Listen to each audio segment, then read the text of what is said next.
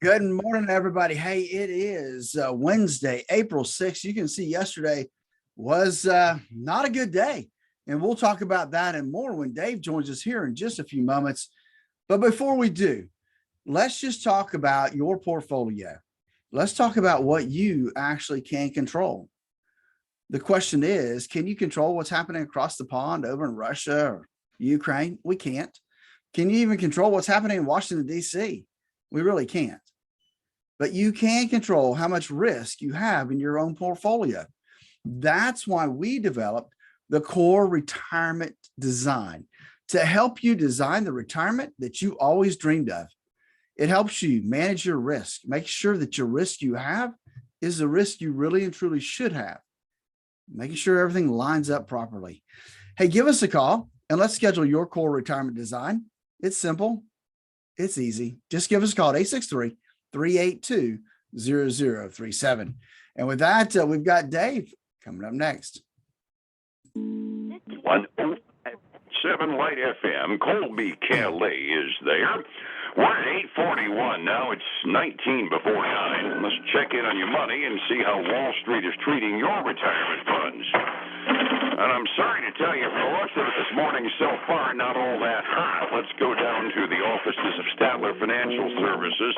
Phillip Statler standing by. Phillip, good morning. How you doing today? Hey, good morning, Dave. Hey, doing pretty well today. Hey, I just want to start out this morning saying it's not my fault that I'm talking like things are coming to an end today, because things just aren't looking real rosy for me today.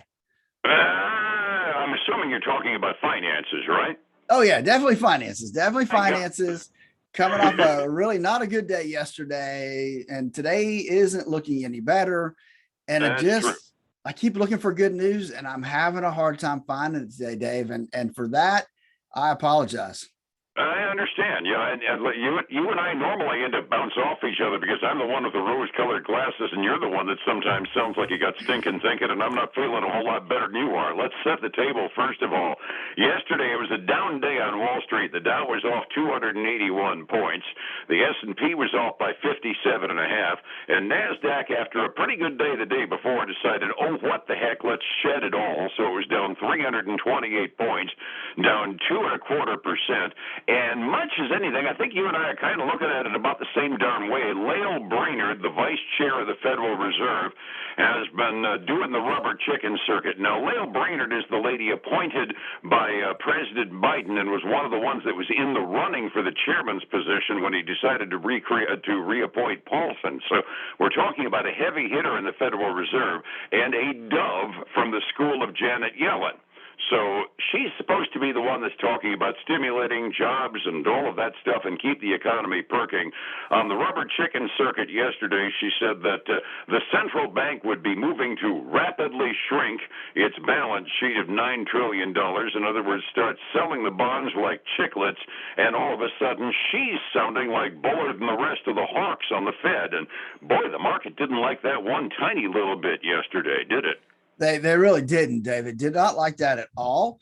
And let's face it, that man, if they start doing that in light of what's happening in Russia and the Ukraine and the shortages we're already having, that's going to put a lot of pressure on everything. It's going to suck so much money out of the money supply that my fear is that in itself could spin us into a recession quicker than you and I want to, and harder than you and I think we should. And you know, that's the thing that I've been saying for a long time. One thing that the world markets have always said, both by their actions and by the other central banks, the surveys have always indicated our Federal Reserve is famous for overreacting and underreacting to economic stimulus. And it looks right now like we're starting to bump into some overreaction going on, because with so much else going on, so much other junk, yes, we need an interest rate increase. Yes, you and I kind of felt that last month they should have looked at a 0.5% increase instead of a 0.25% increase, but you can overreact too. And when the doves are starting to sound like hawks and bringing out the heavy artillery, I'm almost a little nervous to hear what the Fed minutes are going to look like this afternoon when they come out at 2. Yeah, that's going to be I mean, we're already heading south this morning, but think about 2 o'clock today. And when those minutes are released, it's going to be interesting to see how the market digests them, what it says, and what the markets look like at the end of the day. Absolutely. We got the dot plots off of the Federal Reserve meeting itself a few weeks ago, and we all know that all of the governors that are sitting on the open market committee are in favor of accelerating the tightening of the money supply. But at the same time, like I said, when you get across the entire spectrum of politics on the open market committee, when Lael Brainerd starts talking about bringing out tanks and heavy artillery and selling off the bonds on the balance sheet, it kind of takes any hope of a dovish reaction kind of off the table, doesn't it? It does, and that's a little concerning, I think, to both of us, that it really could accelerate things, and that acceleration may not be really what we need right now. Yeah, it's kind of sort of the situation. I brought this example up back before. In the early 80s, we had a big problem with inflation. It cost Jimmy Carter his job, got us Ronald Reagan, and Reagan's Fed ended up tightening up the money supply a little bit too tight. And granted, it was a short recession, and yes, it did cure the inflation problem because we went 30-odd years with not much inflation to worry about at all. But the effect of the rapid tightening of the money supply was a really, really deep recession. So overreaction from the Federal Reserve can kind of botch up life for us regular folks on the street real fast. That's right. It can, and my fear is that we will start to see some of that, and we'll just have to see what the minutes say at 2:00, and this will just be the first step, right? I mean, they've been talking about this for a while now, and finally to put stuff in motion, really and truly, to me, means that going forward, we'll continue to see increases in interest rates. The question is, how much other things are they going to do to their balance sheet to kind of cut through the money supply? Absolutely. The economic fact of life is you unload and you sell a whole boatload of bonds all at once. The price ends up going down. That means the yield goes up. That means the rate that companies pay for expansion, for opening new stores, for buying new equipment and everything, when they borrow money, that rate goes through the roof, everything being relative, and that slows down the economy. So it's a point of concern. The other macro element that we've got going on is the mortgage bankers' annual weekly mortgage application number. I'll take what little good news I can out of it. Last week it was down 6.8%. This week it was only down 6.3%. And that's really small comfort, because it does mean that people are maybe overreacting a little bit to the fact that, mortgage rates are going up.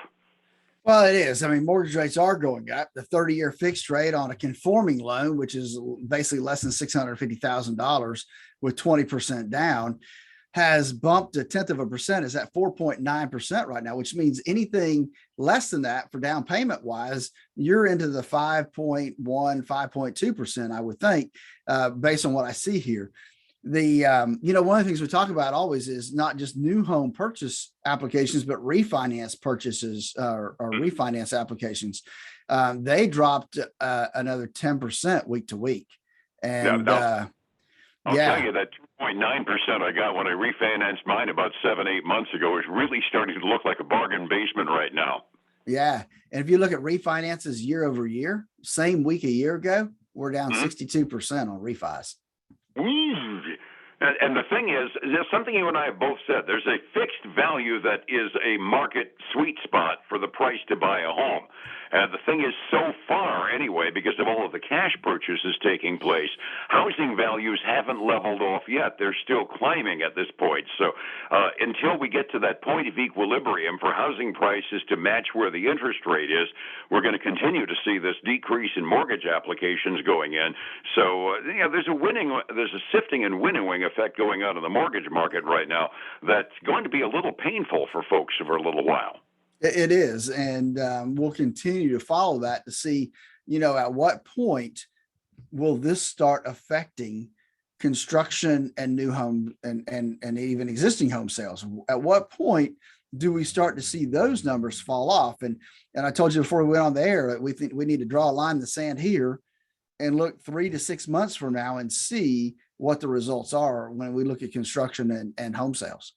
At the rate we're going, 3 to 6 months from now, we might be on our way out of a really deep recession, depending upon what those Fed minutes say today. That's true. Could be. You and I are both sounding like stinking thinking this morning. What's wrong with us? The headlines aren't helping any. Let's put it that way, Dave. That is an absolute fact. As mentioned, we've been alluding to it. Number one, the Fed is talking about tightening up the money supply even more. And at 2 p.m. this afternoon, we're going to end up seeing that seismograph on the charts when the minutes of the last Federal Reserve Open Market Committee meet. For the moment, the market is kind of sitting on its hands and reacting to Lael Brainerd with a negative reaction at the moment. And we'll find out exactly what goes on at 2 this afternoon with real-time prices as the market really responds to what they see. We aren't into earnings season yet. Have we got any business news from any of the companies that get traded that we've got to talk about this morning? Actually, Dave, we got a few little companies that have reported some earnings. All right. Yeah. So we've got Tilray.